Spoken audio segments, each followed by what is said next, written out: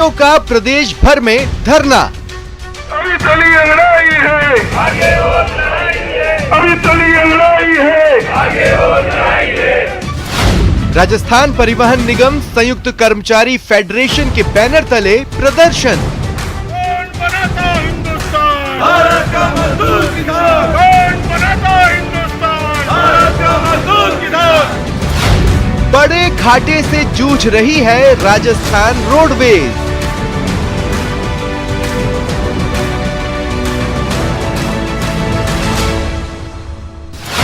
कर्मचारियों को वेतन, पेंशन, ग्रेजुटी का लाभ मिलने में मुश्किल। निगम प्रबंधन होश में आओ, होश में आके बात करो। निगम प्रबंधन तेरी तानाशाही नहीं चलेगी, नहीं चलेगी।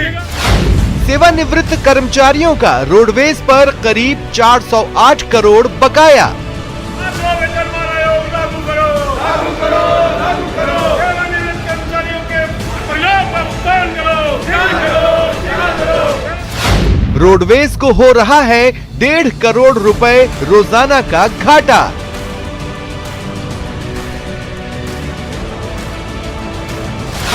कभी देश में बेहतरीन सेवाओं के लिए जानी जाती थी राजस्थान रोडवेज।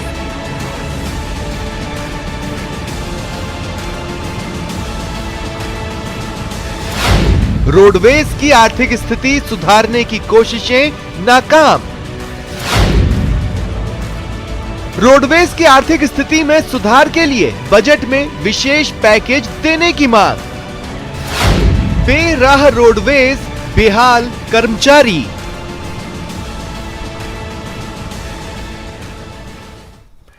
नमस्कार, आप देख रहे हैं न्यूज 18 राजस्थान। आपके साथ मैं हूं अभिषेक।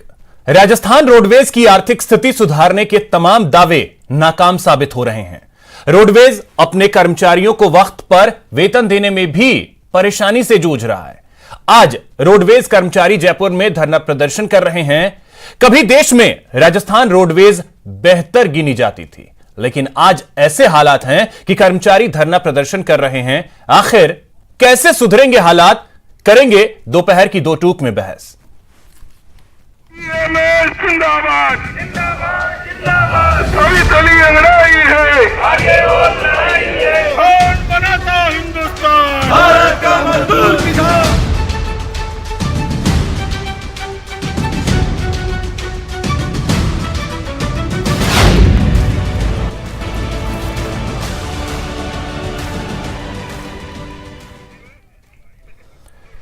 तो चलिए इसी खबर पर चर्चा करेंगे। हमारे साथ दो खास मेहमान इस वक्त जुड़ रहे हैं। सबसे पहले उनका परिचय करवा दूं। ग्यारसी लाल शर्मा जी हमारे साथ जुड़ रहे हैं, कांग्रेस नेता हैं। ग्यारसी जी, बहुत स्वागत है आपका न्यूज 18 राजस्थान पर। और साथ ही राखी राठौड़ जी हमारे साथ जुड़ रही हैं, जो कि बीजेपी नेता है। राखी जी, आपका भी बहुत बहुत स्वागत है न्यूज 18 राजस्थान पर। ग्यारसी जी, चर्चा की शुरुआत आप ही से करना चाहूंगा। रोडवेज जो पूरी तरीके से बेराह हो चुका है, राह पर कैसे लौटेगा? जी,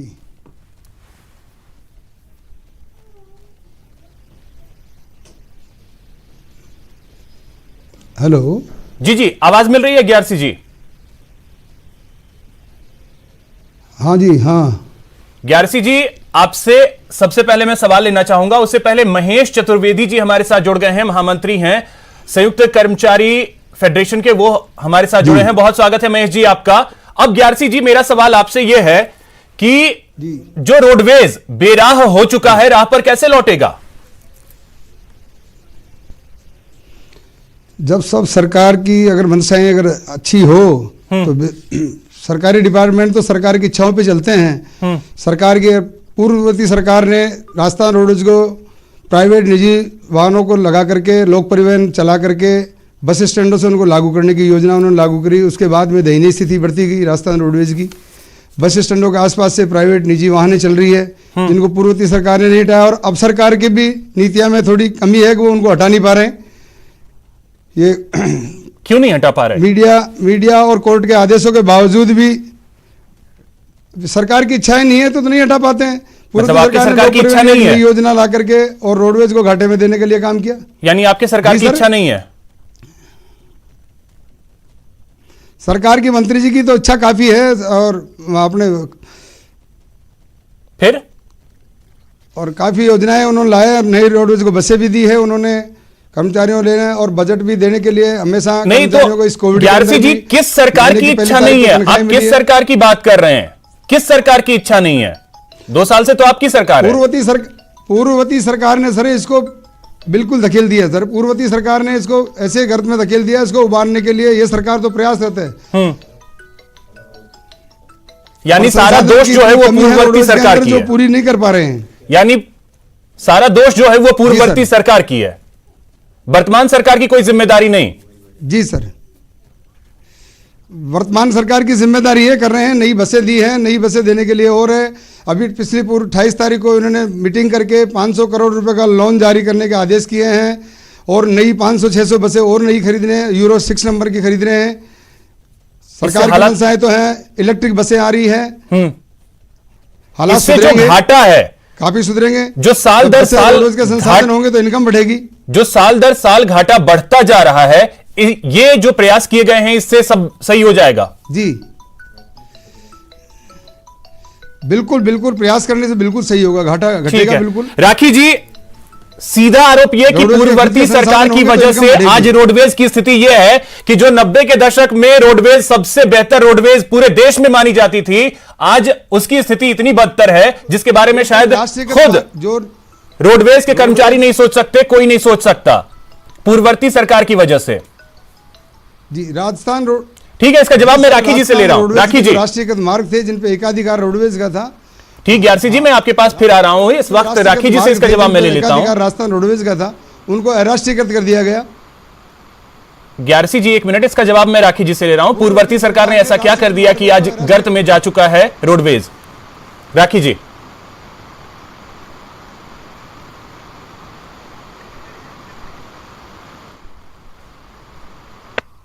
राखी जी जो ग्यारसीलाल जी बोल रहे हैं कि प्राइवेट लोग वाहन को चालू करने के लिए, प्राइवेट लोग वाहन को, मेरी आवाज आ रही है अभिषेक जी? जी जी बोलिए।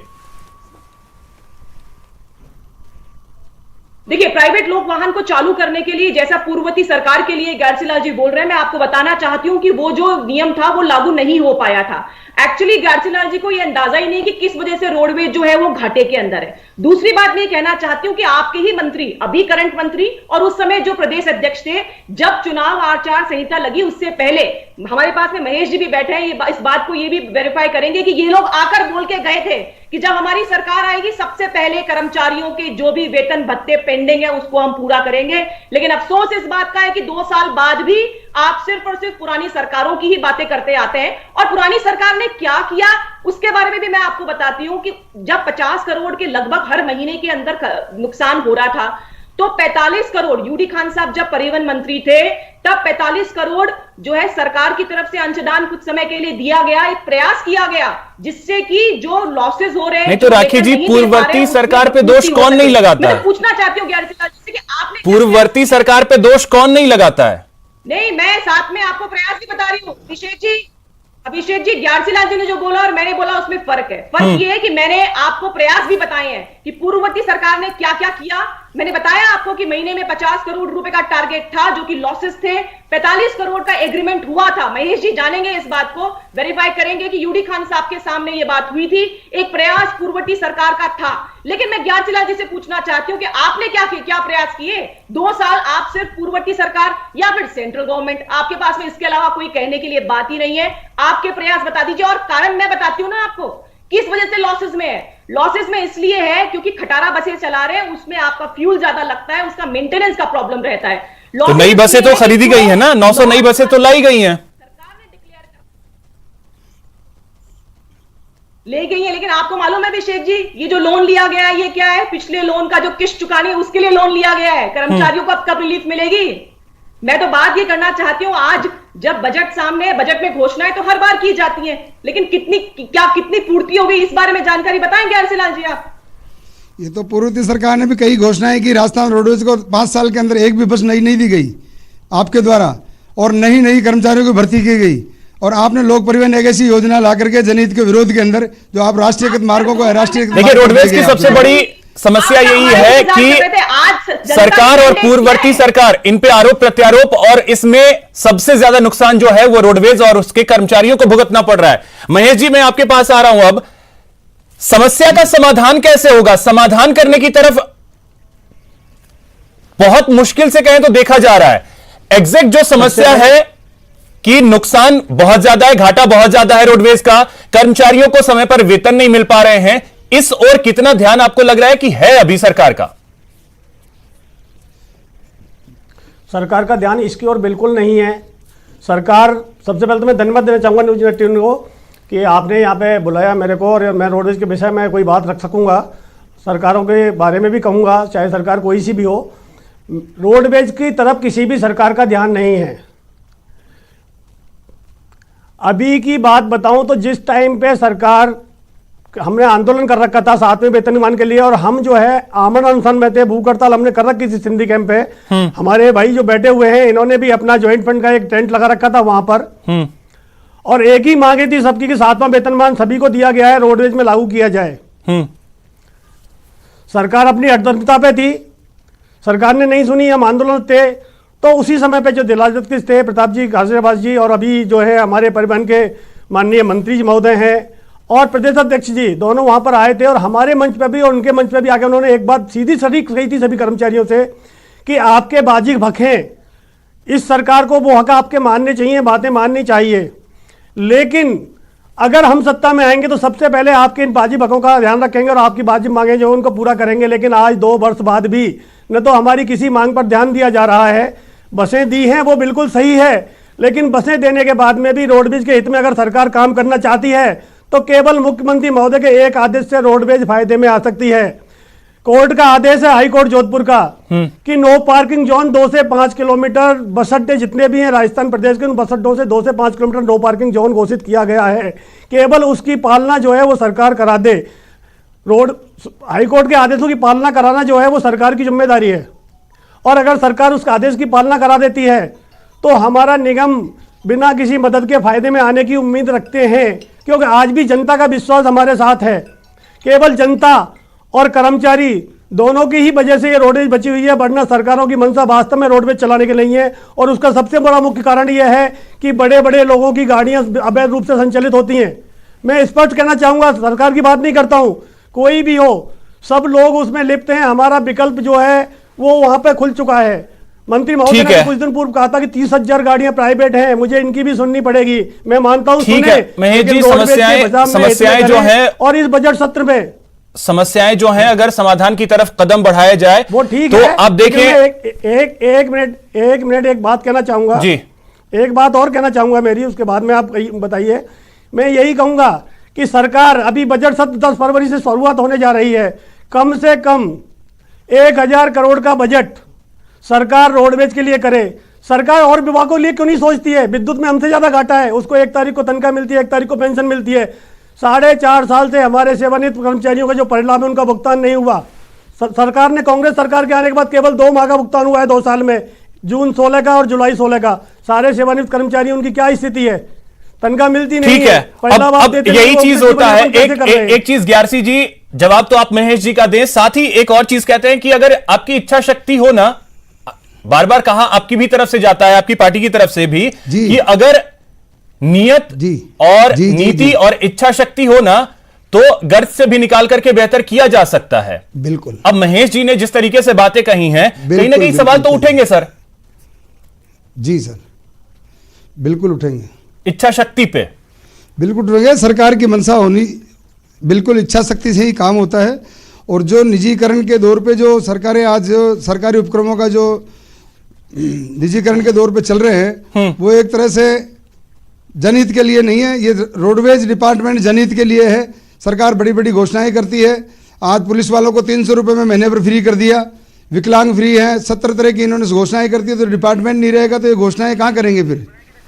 तो मेरा ये निवेदन है कि जब सरकार... ग्यारसी जी, जरा सा मैं आपको रोक रहा हूं, इस वक्त दौसा लिए चलते हैं जहां पर सचिन पायलट किसान महापंचायत को संबोधित कर रहे हैं। देश भर का किसान आंदोलित है और इन तीनों कानूनों की बारीकियों को समझना बहुत जरूरी है।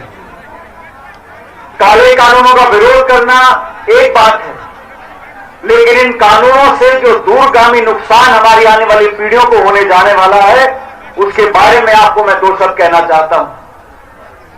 हम सब जानते हैं, आज से कुछ महीने पहले केंद्र की सरकार ने 3 ऐसे कानून बनाए। इन कानूनों के बनाने में किसी भी राज्य सरकार से बात नहीं करी गई, किसी भी किसान संगठन से बात नहीं करी गई, और जबरदस्ती से और जल्दबाजी से ये तीनों कानून सदन में पारित कर इस देश पर थोपे गए। ये कृषि कानून, जिनको केंद्र सरकार बोलती है कि किसानों के हित में है, मैं आप लोगों को बताना चाहता हूं, ये ऐसे कानून बना दिए गए हैं जिसका विरोध पूरे देश में हो रहा है। दिल्ली की सड़क पर 2-2.5 महीने से इस कड़कती ठंड में हमारे किसान साथी बैठे हैं। सैकड़ों किसान हमारे शहीद हो गए। वो सारे किसान जो दिल्ली में बैठे हैं, वो किसके लिए संघर्ष कर रहे हैं? 86% देश का किसान छोटा किसान है, 2 बीघे, 3 बीघे, 4 बीघे में खेती करता है। उस किसान को पाबंद कर देना, उस किसान के भविष्य को नष्ट कर देना, चंद उद्योगपतियों की वजह से पूरी किसान कौम का भविष्य अंधेरे में धकेल देना, सरकार ने जो किया है साथियों, सरकार ने जो कानून पारित किए हैं, वो कहते हैं कि आप अपनी फसल कहीं भी बेच सकते हो। आज भी आपको कौन रोकता है? लेकिन मंडियों को समाप्त कर देना उद्योग के लिए होता है समर्थन मूल्य, किसान का न्यूनतम समर्थन मूल्य जो केंद्र की सरकार घोषित करती है, उनको कानून में डाला नहीं गया। छोटा किसान 10 बोरी अनाज लेकर दौसा जयपुर से कलकत्ता बंबई जाएगा, और वहां पे बड़े बड़े खरबपति उद्योगपतियों से अगर झगड़ा करना होगा तो कहा कि एसडीएम के पास जाओ और कलेक्टर के पास जाओ। इन कानूनों में तो आप सुन रहे थे सचिन पायलट को। चलिए अब चर्चा को आगे बढ़ाते हैं। ग्यारसी जी, आप बोल रहे थे प्राइवेटाइजेशन जो किया जा रहा है वो नुकसानदेह है फ्यूचर के लिए, लेकिन अभी जो वर्तमान स्थिति है, एक्स्ट्रा पैसे दे देने से एक क्या हो जाएगा रोडवेज को? वो कहते हैं ना, एक कहावत है कि उपला में घी सुखाना, वही स्थिति तो है आज रोडवेज की। अगर आप एक्स्ट्रा पैसे भी देते हैं, एक्स्ट्रा फंड भी देते हैं, क्या होगा उससे? बिल्कुल, पैसा बार बार देने से ही स्थिति नहीं सुधरेगी। नियत में खोट है सरकार के। सबसे बड़ी बात है, सरकार को प्राइवेट बस स्टैंडों से, रोडवेज के जितने भी बस स्टैंड हैं, उनसे प्राइवेट गाड़ियों को दूर करना पड़ेगा और बिना परमिट की गाड़ियों पे रोक लगानी पड़ेगी। ठीक है। राखी जी, मार्गों को ठीक है ग्यारसी जी, राखी जी राष्ट्रीयकृत करना पड़ेगा। ठीक है राखी जी, अब देखिए रोडवेज की स्थिति आज अचानक से तो 2 साल में बिगड़ी नहीं है। 2000 के बाद से ही, अगर भैरव सिंह शेखावत के समय की बात की जाए, उस समय देश में सबसे बेहतर रोडवेज में गिना जाता था राजस्थान का रोडवेज, मुनाफे में था रोडवेज। 2000 के बाद ऐसा क्या हुआ कि लगातार जो है वो घाटे में चलता चला गया? अब कुछ उदाहरण अगर मैं आपके सामने दूं, मध्य प्रदेश को देखिए, जहां पे शायद कांग्रेस चला नहीं पा रही थी रोडवेज को और बीजेपी चला नहीं पाई। छत्तीसगढ़ में भी कुछ वैसी स्थिति रही, लेकिन कुछ ऐसे भी उदाहरण है जहां पे बेहतर करता है रोडवेज। महाराष्ट्र हो, तेलंगाना आप चले जाइए, आंध्र प्रदेश चले जाइए। तो ऐसी क्या वजह रही है राजस्थान में कि 2000 के बाद आपकी भी सरकार रही, 2 टर्म आपके भी रहे, उसमें भी घाटा बढ़ता ही चला गया? देखिए अभिषेक जी, ये जो वेलफेयर वाली चीजें हैं, चाहे मैं हेल्थ की बात करूं या ट्रांसपोर्ट की बात करूं, सरकार को मतलब लोग जो है वो सरकार की तरफ ही देखते हैं इन सभी सुविधाओं के लिए। और जैसा आपने कहा कि ये लॉसेस में चली गई, उसका मुख्य कारण हमारे सामने देखा जाए तो एक मेट्रो वाला भी एग्जाम्पल देना चाहूंगी। गलत रूट पे अगर आप सिस्टम को चलाओगे तो निश्चित तौर पर वो घाटा ही देगी। ये मेट्रो अगर हम जानते हैं कि ट्रंक रोड से चलती है अगर, तो निश्चित तौर पर ये सिस्टम भी फायदे में रहता। और वही स्टोरी जो है वो परिवहन विभाग की भी है। आज बहुत सारी जगहों पर, महेश जी हमारे साथ बैठे ये इस बात को जस्ट करेंगे कि बहुत सारी जगहों पर ऐसे बसें चलाई जा रही हैं जो कि मुनाफे में है ही नहीं। बहुत सारी लग्जरी बसेस जो हैं वो चलाई जा रही है, और वो मुख्य कारण ये है। पुरानी बसें होने के बाद आज मंत्री जी खुद एक्सेप्ट कर रहे हैं कि 30,000 प्राइवेट बसें चल रही हैं।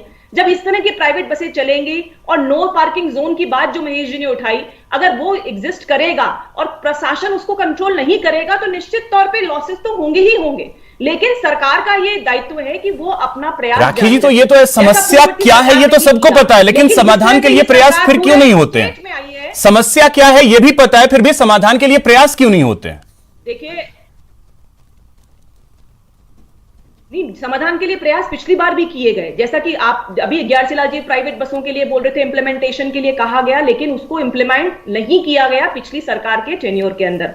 सरकार जो गवर्नमेंट अभी करंट गवर्नमेंट है, 2 साल के अंदर जिस वादा खिलाफी के साथ में राजस्थान के अंदर आई, उसका एक उदाहरण ये भी है। 2 साल पिछले सरकार में राखी जी अगर किया गया तो एक छोटा सा आंकड़ा मैं आपको बता देता हूं, एक छोटा सा आंकड़ा 2013-14 में 487 करोड़ का नुकसान था, घाटा था, और 2015-16 में 702 तक पहुंच गया, 702 करोड़ तक। तो प्रयास इतने हुए कि डबल का घाटा हो गया। बिल्कुल, तो मैंने अभिषेक जी बताया प्रयास, मैंने आपको बताया कि हर महीने जो 50 करोड़ के आसपास का जो घाटा हो रहा था, इन द सेंस की जो अमाउंट नहीं पे कर पा रहे थे, उसके लिए प्रयास हमारे पूर्ववर्ती परिवहन मंत्री जी ने किया था। लेकिन बात देखिए अभिषेक जी आज की स्थिति की है, आज आदमी कैसे चलाए अपने घर का खर्चा, ये दायित्व जो है वो सरकार का है। सरकार के खुद जो नेतागण है वो गए। अब एक क्लोजिंग कमेंट मैं महेश जी आपसे चाहूंगा, करेंगे हमारी गवर्नमेंट आएगी, लेकिन नहीं किया ना। ठीक है, अब एक क्लोजिंग कमेंट महेश जी मैं आपसे चाहूंगा। देखिए समस्या क्या है ये हर किसी को पता है, आप अपनी मांगों को लेकर के धरना प्रदर्शन कर रहे हैं, सब कुछ हो रहा है, हल कैसे निकलेगा सर? जी, हल निकलने का सबसे बढ़िया तरीका यह है कि ट्रांसपोर्ट विभाग जो है वो रोडवेज को अपने में मर्ज कर ले। केवल रोडवेज के साथ में सौतेला व्यवहार क्यों किया जाता है? रोडवेज के कर्मचारियों को 7वां वेतन नहीं दिया गया पिछली सरकार ने, इस सरकार ने वादा किया, इसने भी नहीं दिया। इसको समाहित कर ले, जैसे हरियाणा में है सरकारी विभाग बन गया। अगर ये सरकारी विभाग बन जाता है तो सरकार को इसके विभाग की चिंता खुद रहेगी। अभी तो रोडवेज को घाटे में दिखाते हैं, इसको एक उद्योग की दृष्टि से क्यों देखते हैं? ये भी एक सेवा का क्षेत्र है, सरकार को सेवा का क्षेत्र, रोडवेज को सेवा का क्षेत्र मानते हुए ही इसके साथ व्यवहार करे, और इसको सरकार अपने जो ट्रांसपोर्ट विभाग है उसमें समाहित करे, जिससे कि प्राइवेट में अंकुश लगाना, अगर ये लाभ में लाना चाहते हैं। ठीक है महेश जी, अब देखना है होगा कि क्या इस दिशा में आप ही जो है पहल हो पाती है या नहीं, और इसका असर कितना हो पाता है। फिलहाल महेश जी, राखी जी और ग्यारसी जी बहुत शुक्रिया हमारे साथ जुड़ने के लिए और इस चर्चा में शामिल होने के लिए। और इसी बीच एक बड़ी खबर आपको बता दें, कोटा से है, जहां पर एसीबी की एक बड़ी कार्रवाई देखने को मिली है। यहां पर 1 लाख रुपए की रिश्वत लेते हुए 3 लोगों को ट्रैप किया गया है। एसीबी ने 3 लोगों को गिरफ्तार किया है, 2 सूचना सहायक समेत 3 लोगों को यहां पर एसीबी ने ट्रैप किया है, और इसकी एक्सक्लूसिव तस्वीरें न्यूज 18 राजस्थान पर इस वक्त आप देख पा रहे हैं। एसीबी की एक बड़ी कार्रवाई, तो प्रदेश में लगातार एसीबी का शिकंजा जो है वो घूसखोरों पर कसता जा रहा है, और एक बड़ी कार्रवाई यहां पर कोटा में देखने को मिली है, जहां पर 1 लाख रुपए की रिश्वत लेते हुए 3 लोगों को ट्रैप किया गया है। एक्सक्लूसिव ये तस्वीरें, जो रुपए बरामद हुए हैं उसकी भी ये तस्वीरें।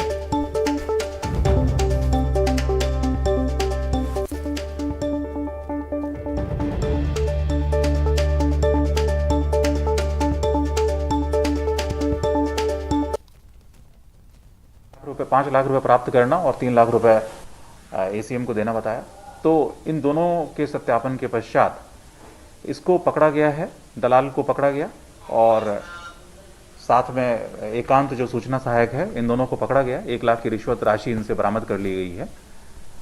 दीपक रघुवंशी के लिए टीम उसको लगातार तलाश कर रही है, जो कि अभी फिलहाल गायब है, और जो अन्य अधिकारीगण हैं उनकी भूमिका की जांच चल रही है। फिलहाल एकांत के घर पे तलाशी कर रहे हैं, एक टीम जो एसीबी की है उसके घर पे तलाशी ले रही है। देखिए, अधिकारियों की भूमिका एक प्रथम दृष्टया तो सामने आई है, क्योंकि एकांत ने भी एसडीएम के लिए लेना बताया है, और जो मैंने कहा दीपक रघुवंशी ने एसीएम को पैसे देना बताया है। तो निश्चित तौर पे अधिकारियों की भूमिका ही है, जिसकी की जांच की जा रही है।